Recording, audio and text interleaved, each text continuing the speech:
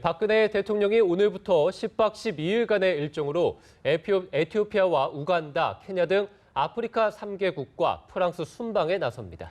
아프리카 순방에서는 마지막 블루오션 시장인 아프리카 진출 기반을 마련하고 또 프랑스 방문에선 수교 130주년을 맞아서 창조 경제 등 협력 분야를 넓혀갈 계획인데요. 청와대 취재를 담당하고 있는 정치부 윤석희 기자 나와 있습니다. 안녕하세요. 네, 안녕하십니까. 이번 순방이 10박 12일에 걸친 매우 긴 일정입니다. 자, 박 대통령의 순방 일정부터 먼저 간략하게 정리해 주시죠. 네, 박 대통령 먼저 동아프리카 중심 국가인 에티오피아와 우간다, 케냐를 차례로 방문합니다. 오늘 오전 출국하는 박 대통령은 현지 시간으로 25일 저녁 에티오피아 아디스아바바에 도착해 오는 28일까지 공식 환영식과 정상회담, 국빈 만찬 등의 일정을 소화합니다. 특히 오는 27일 우리나라 정상으로는 처음으로 에티오피아의 본부가 있는 아프리카 연합이죠. 네. AU 본부를 방문해 특별 연설을 하게 되는데요. 이 자리에서 박 대통령은 우리의 그간의 발전 경험을 소개하고 아프리카 정책의 비전을 제시할 예정입니다. 또 연합뉴스 TV에서는 특별 연설 내용을 실황으로 생중계할 예정에 있습니다. 네. 이어 28일 오후에는 두 번째 방문국인 우간다로 출발하게 되는데요. 이튿날 무세베니 대통령, 우간다 대통령과 정상회담을 갖습니다. 아시는 것처럼 무세베니 대통령은 우리의 새마을운동에 깊은 관심을 갖고 있는 것으로 잘 알려져 있습니다. 그리고 마지막 방문국이죠. 마지막 케냐로 이동하는 박 대통령 31일 오전에 공식 환영식에 이어 케냐 타 대통령과 정상회담, 국빈 오찬 등의 일정을 진행하게 됩니다. 한 케냐 정상회담, 특히 대를 이은 정상회담이라는 점이 눈에 띄는데요. 양국은 1964년 두 정상의 선친인 박정희 전 대통령과 또 조모 케냐타 현 대통령의 선친이죠. 조모 케냐타 대통령 시절에 수교를 했던 건데요. 네. 그러니까 결국은 52년 만에 두 정상의 아들과 딸이 다시 만나서 정상회담을 갖게 되는 그런 일이 있게 되는 거고요. 마지막으로 박 대통령은 UN 3대 지역 사무소로 꼽히는 UN 나이로비 사무소도 방문할 계획입니다. 네, 박근혜 대통령 아프리카 순방을 마친 뒤에는 프랑스를 또 간다고요. 네, 그렇습니다. 박근혜 대통령 다음 달 1일 프랑스와 올랑도 프랑스 대통령의 초청으로 프랑스를 국빈 방문하게 되는데요. 우리나라 정상이 프랑스를 국빈 방문하는 것은 2000년 김대중 전 대통령 이후 16년 만입니다. 박 대통령은 한불수교 130주년을 맞아 프랑스와 한국 간의 연대를 재확인하고 양국 간 교육 투자 확대를 비롯해 ICT, 바이오, 수소차 등 신산업 분야에서의 협력 확대도 논의할 계획입니다. 또 3일에는 파리 6대학에서 명예의학 박사 학위를 수여받게 되는데요. 이 대학에서 외국 정상에게 명예의학 박사 학위를 수여한 것은 박 대통령이 처음이라고 합니다. 또 박 대통령은 같은 날 올랑드 대통령과 취임 이후 네 번째 정상회담을 갖습니다. 이 자리에서는 수교 130주년 공동 선언을 발표할 것으로 보이는데요. 북핵 관련한 내용이 언급될지도 주목이 됩니다.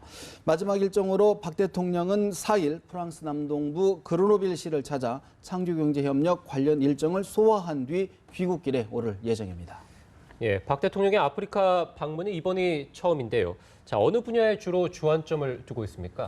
네, 박 대통령 아프리카 순방의 키워드는 개발협력, 세일즈 외교, 북핵 공조로 요약할 수가 있습니다.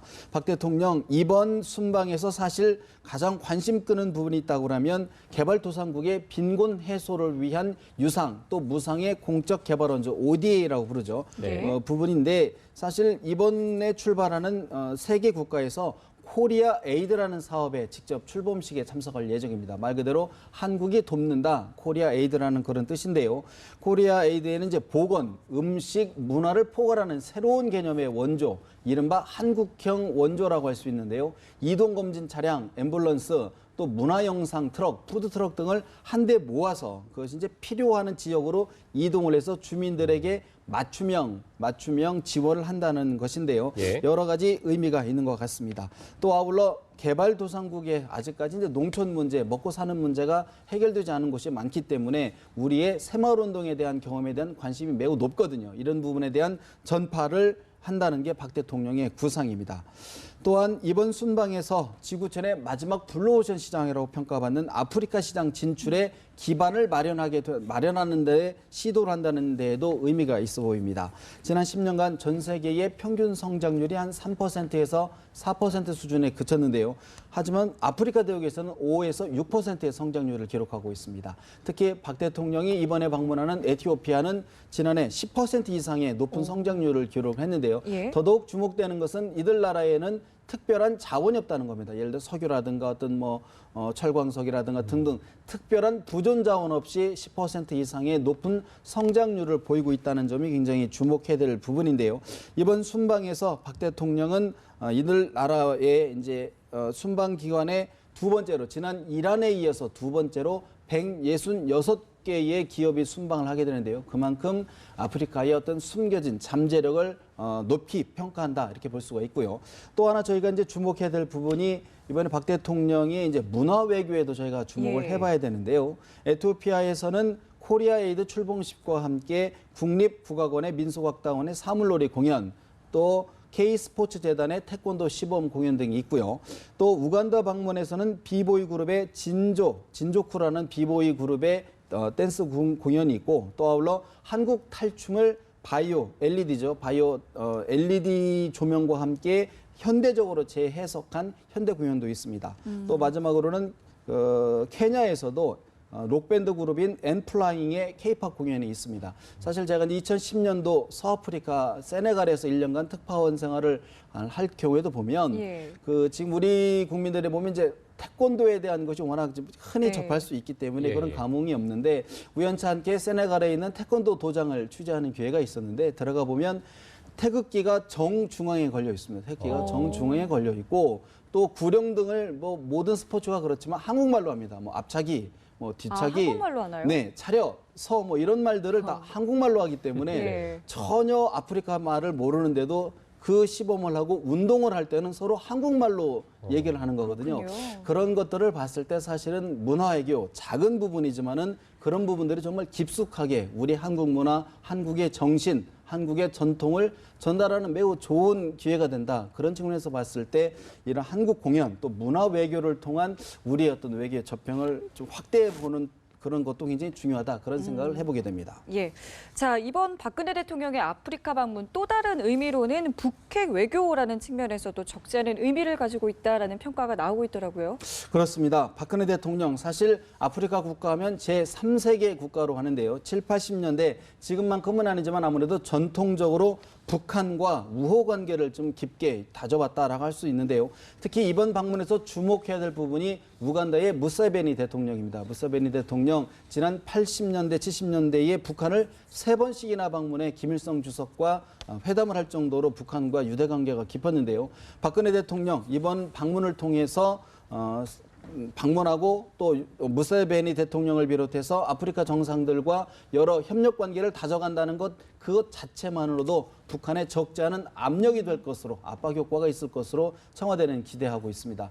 특히 무엇보다 지금 북한에 대해서 유엔 차원의 국제 제재가 되고 있는데 북한 입장에서는 그 제재를 피하기 위한 여러 우회 수단을 찾을 수가 있는데요. 바로 아프리카 국가들이 협력을 해준다 그러면 그런 부분에 대해서 다시 한번 그 제재 효과를 이끌어낼 수 있는 그런 성과가 되지 않을까 기대가 됩니다.